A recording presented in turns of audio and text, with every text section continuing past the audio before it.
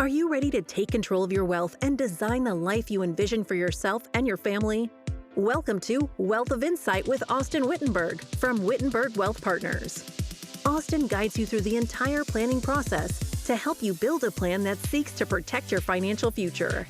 He empowers you with creative investment opportunities and planning ideas to help you understand and achieve your long-term goals. It's time to gain confidence in your financial future. Now, on to the show.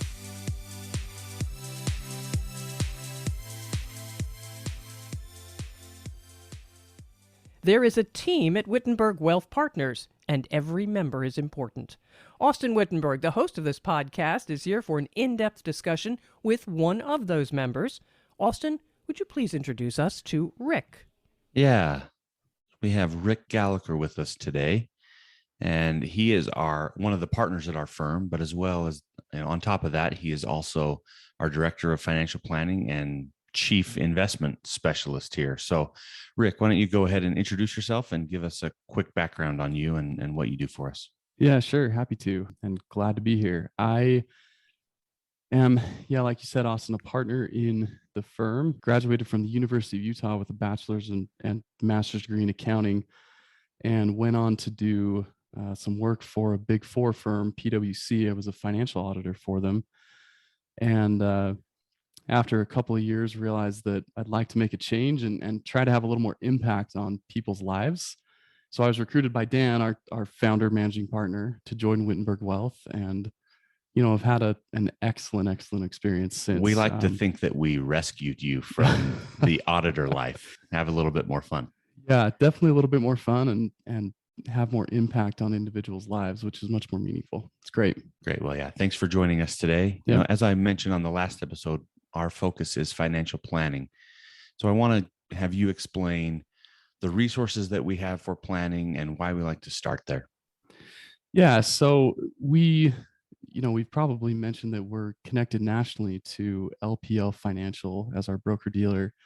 And, they have a pretty extensive team of CFPs and attorneys with a breadth and depth of knowledge and resources and a pretty vast experience in the world of financial planning. We have the opportunity to lean on them when we need to. Of course, we have some pretty impressive resources right here locally in our firm, but when we need additional help, when we need additional expertise, or we call them subject matter experts in a particular field or a particular topic, we can really go to and lean on them for pretty much anything. Now, in addition to that, you mentioned software. We use a comprehensive financial planning software that we would certainly say is best in class. We really enjoy using it. It allows us to perform really detailed, really deep, rigorous analysis of our client situations. But the real beauty of the software, I think, is where it takes all that detail and all that information, our analysis, and can simplify it, break it down, really ease the conversation for our clients in the end. Yeah, and those are always my favorite meetings, is that planned presentation meeting where we throw the software up on the screen. Yes. And we get to live role play with our clients.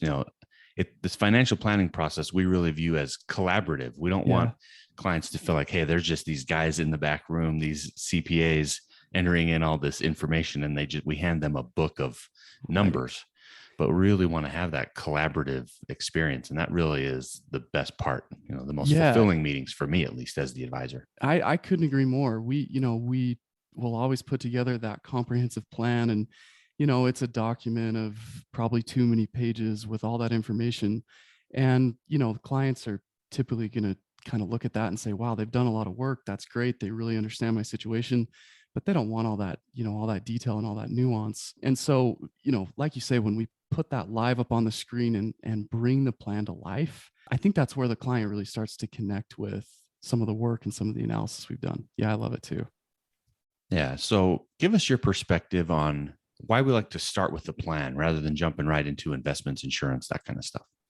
Yeah. So, and you've probably mentioned this before, but we work on a cross-disciplinary basis. So we don't work in just an insurance or investment or tax perspective, but across the board.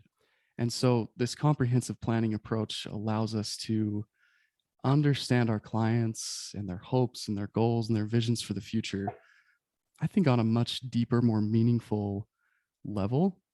It allows us to understand, beyond the quantitative, beyond the numbers, beyond just what money's in what accounts, to things like how do you perceive wealth and how do you think about money, which those kinds of conversations allow us to discover what might be most important to them, what the purpose is behind having money and having a financial plan. What are we really driving at? So we understand that money can be a tough conversation, that a lot of people have a negative relationship with money, either from the past or currently. And yet we can also all understand that there's a lot of good that money can do, and that it does produce in our lives when used in the pursuit of, these higher, better things, these purpose driven things that we all want to pursue. And so the planning process, at least the way that we undertake it, I think lets us really jump on board with our clients on, it's a little corny, but on their journey through life. Yeah. So I think that's what really differentiates financial planning from simply just investment management. And that is that there are people behind the money. There are visions, hopes, dreams. It's not just about, hey, I need to get X% return, but it's, I'm getting this return so that this particular objective can be accomplished. And that, I think, really Absolutely deepens that client relationship and, allows clients to not, to take ownership of their goals and objectives. Yeah, I couldn't agree more. I think you said it really well. Perfect. So now that we've discussed the planning here a little bit more, let's jump into that investment piece. And at Whittenburg Wealth Partners, from your perspective, how do we approach investing? Yeah, so you've said it pretty well, but we want our clients to invest with purpose.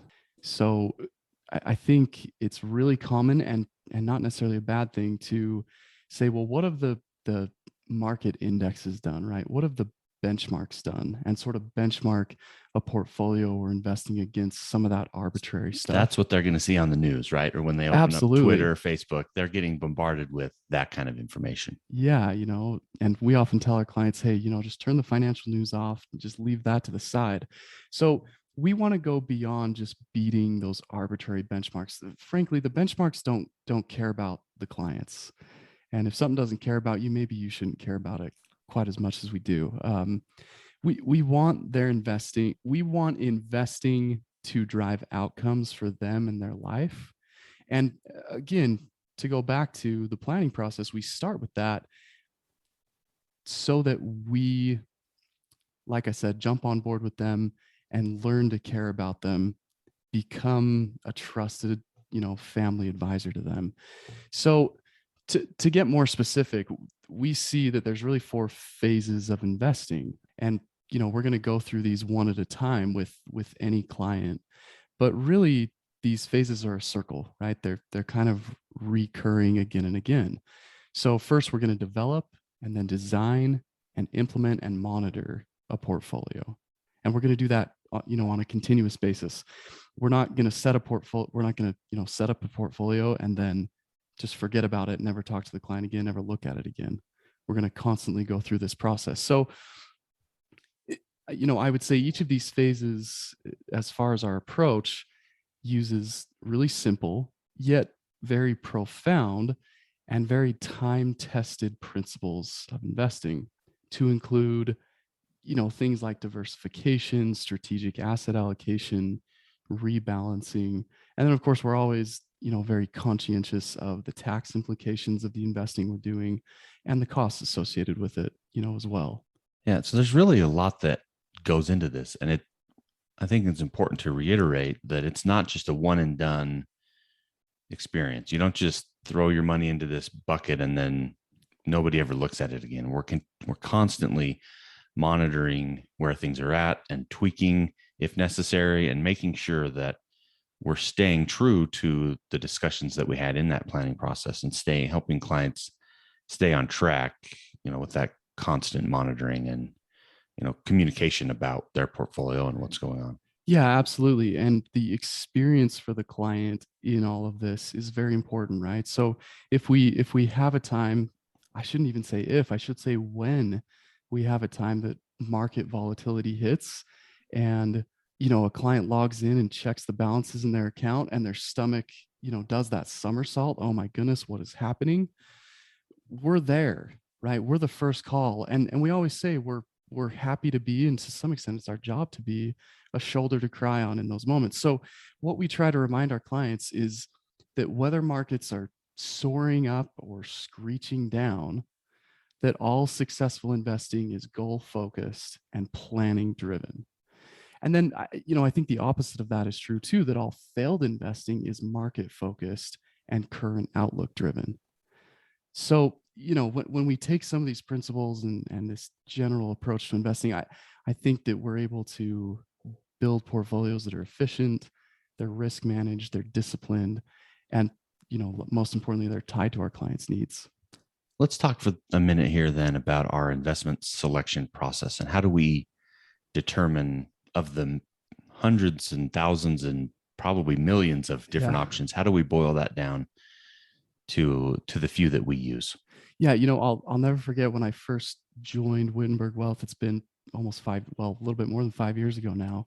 I was a CPA. I had, bachelor's and master's degree, all that. So I thought I was a really smart guy. I was humbled very quickly, and, realized that this is a big, broad, deep universe, in the world of investing, to say nothing of the extended world of financial planning. So I think it's really important to say that we start with, in terms of investment selection and building a portfolio, we start with that broad universe of investments. And then we have access through LPL Financial and our national resources there to very stringent institutional style investment committees and due diligence that screens and vets potential professional money managers, potential investment opportunities and funds. So, once it's whittled down a little bit there, we're left with still a very large but smaller basket of investment opportunities. And it's then our job to be our client's advocate to the marketplace. We know and care about them. We've established that pretty well. But the investment managers and the investment opportunities we're talking about, they don't really care about the end client. They care about their investment mandate, right? We're going to invest in large cap growth stocks like Amazon, or we're going to invest in fixed income and bonds.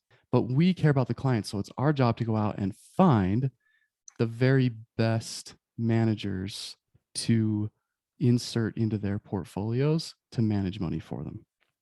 And I hate to keep going back to this, but the planning process is really how we become the client's advocate, right? Yes. And yes, we take that role and doing what's in the client's best interest very seriously, right? So I'm a CFP, you're a CFP and a CPA, right. Dan's a CFP, right? We're a team of CFPs, and that CFP, as well as just industry standard and our personal morals, we're going to do what's in the best interest of the client.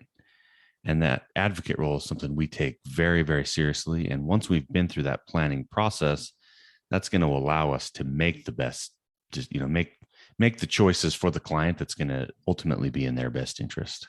Yeah, absolutely. I'm with you.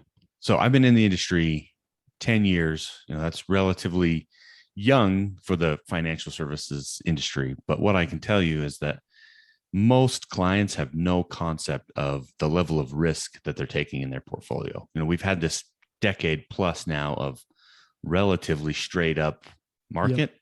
And so in that scenario, in that situation, having a risk on portfolio and being aggressive has made a lot of sense. But that's left clients now with what happens in the next pandemic or with whatever market volatility. They're for the most part unaware of the type of risk they're taking. So can you explain a little bit about our approach to risk and how we help clients understand the risk inside their portfolio?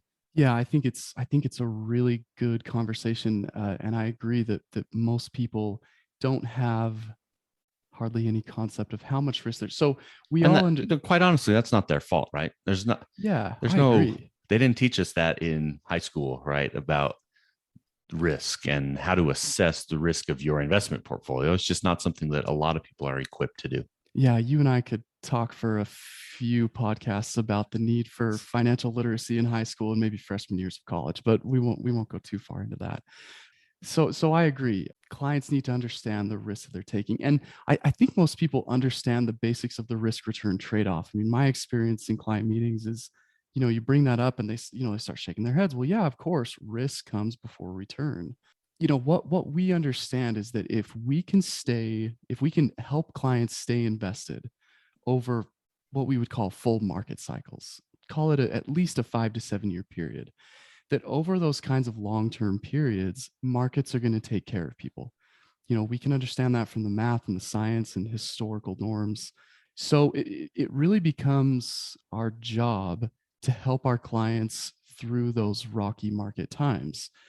If we can get specific with how much risk a client can stomach, and I say stomach intentionally, I mentioned that stomach turning experience of logging in and checking your portfolio. Quick personal experience. I'll never forget logging in and checking mine in, the COVID dip, the March of 2020 time when the markets were just tanking. I do this every day.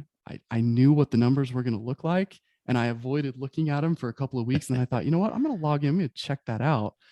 And I did. And even kind of knowing what it was going to be, even doing this every day, my stomach did the somersault. I couldn't believe the number. So if we can understand really specifically how much risk our clients can deal with, that's going to be 90% of our job of keeping our clients invested. Because if they log in and they can tolerate, just sort of mentally and stomach where the portfolio has dropped to in those rocky times, then we've done a huge part of our job of helping them stay invested.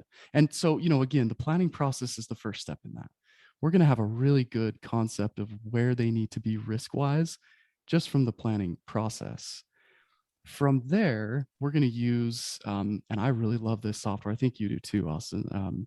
It's a state-of-the-art risk scoring software.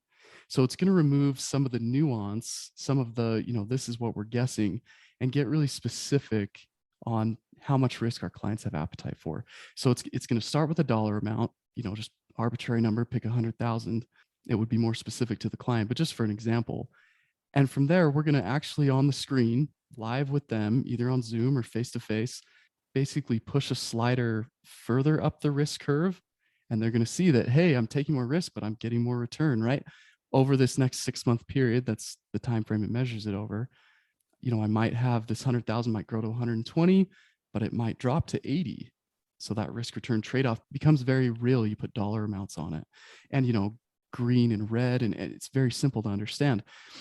And what my experience has been is that clients will stop and pause, and they engage with this process, and they think, man, I don't know if I could handle that.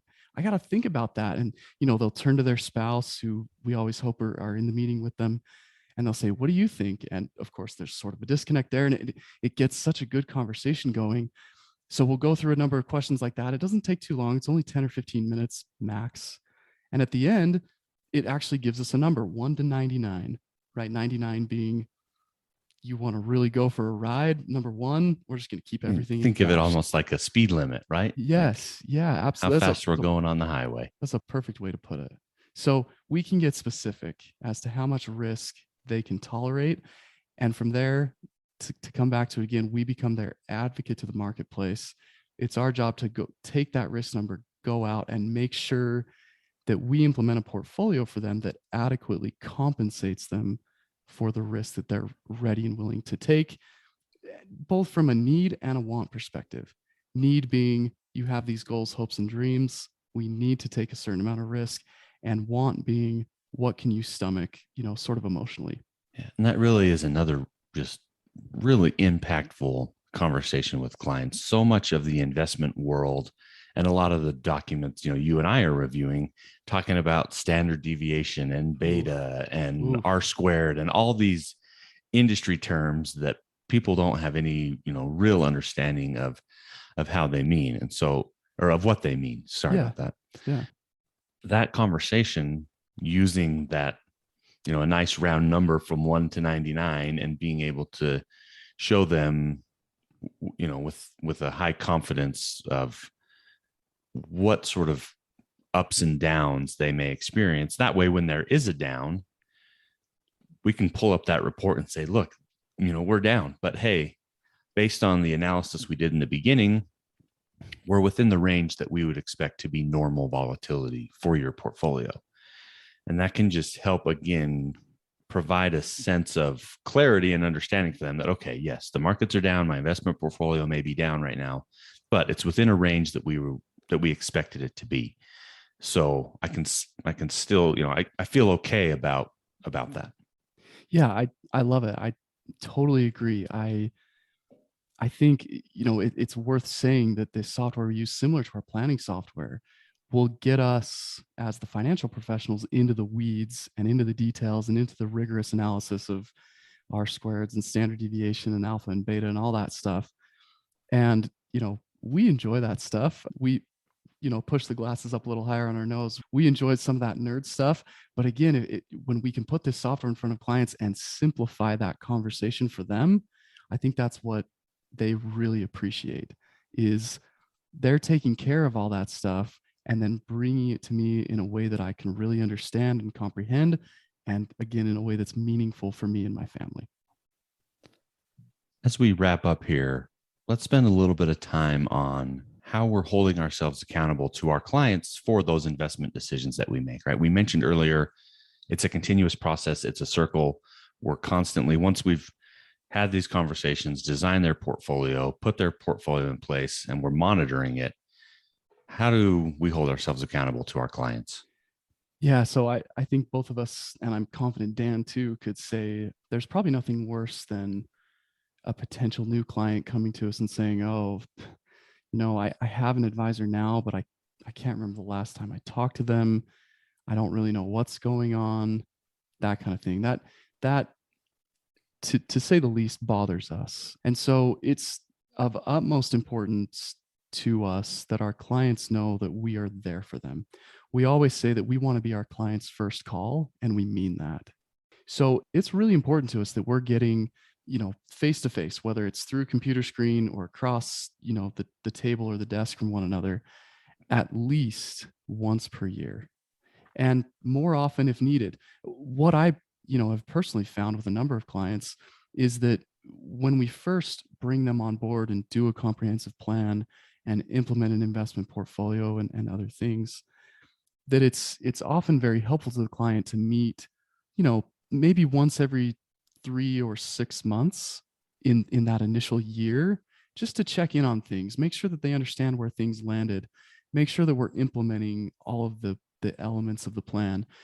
And once, we all kind of have our feet under us, it might make sense to move to a semi-annual or an annual meeting. But that kind of an accountability is important to us. And, to add on to that, I think it's important that we're proactive with our clients. So as you said, we're consistently and constantly monitoring the portfolios, assessing underlying holdings, recommending to our clients rebalancing, and maybe most importantly, when big life events happen, a job change, a child's born, I'm thinking about retirement, I'm looking to sell my business, well, then we're going to have really serious conversations about what does the portfolio need to look like now for the future.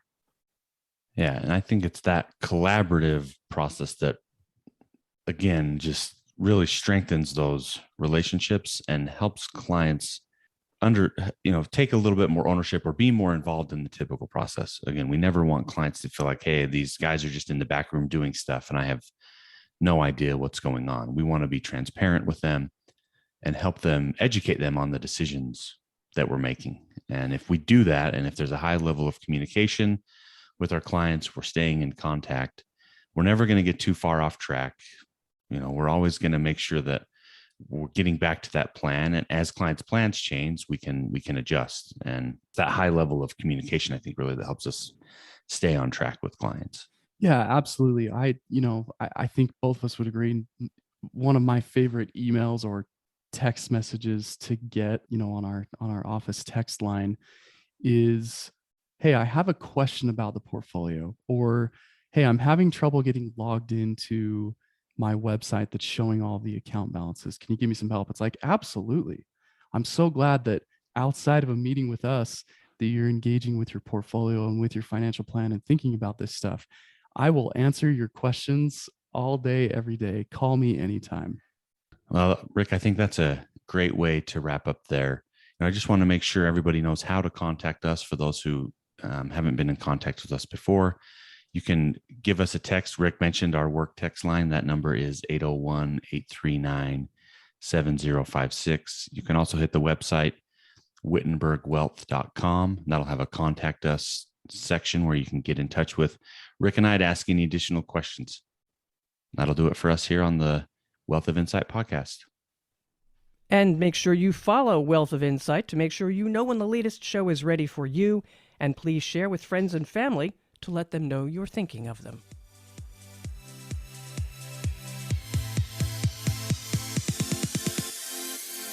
Thank you for listening to the Wealth of Insight podcast. Click the subscribe button below to be notified when new episodes become available.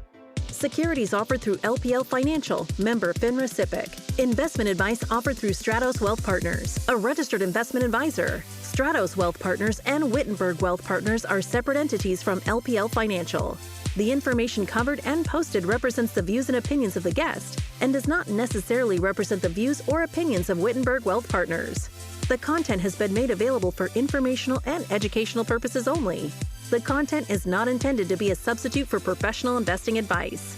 Always seek the advice of your financial advisor or other qualified financial service provider with any questions you may have regarding your investment planning.